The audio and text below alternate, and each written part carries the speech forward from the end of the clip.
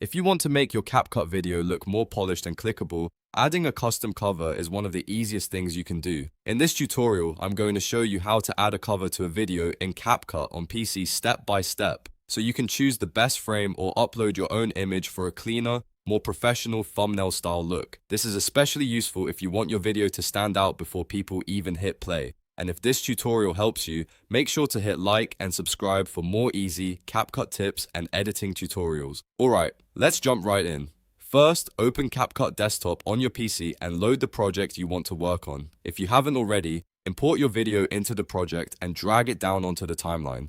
This is the part where your video becomes ready for editing, and it's important to make sure the clip is placed correctly so CapCut can generate the cover from the right footage. Once your video is on the timeline, look toward the beginning of the timeline for the cover icon. In many versions of CapCut, this is shown with a small pencil-style icon or a cover option near the start of the clip. Click that cover button to open the cover editing window. This is the tool that allows you to set the exact image viewers will see as the cover for your video. Now you have two main options. The first option is to use a frame from your video. To do that, drag the playhead inside the pop-up window until you find the exact moment you want. You can move it forward or backward until you find a clean, clear frame that represents your video well. A good cover image usually has a clear subject, good lighting, and something interesting enough to make people want to click. If you prefer, you can also use a custom image instead of a frame from the video.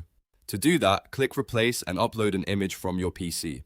This is a great option if you already designed a thumbnail or cover image separately and want to use that for a more branded look. You can make it match your channel style, add text, or use a more eye-catching design. After you've selected the frame or uploaded your image, take a moment to make sure it looks right. Check that it's centered properly and that the image is clear and visually strong. Once you're happy with it, click Save to confirm the cover. CapCut will apply that image as the video cover, and now your project has a much better presentation. That's really all there is to it.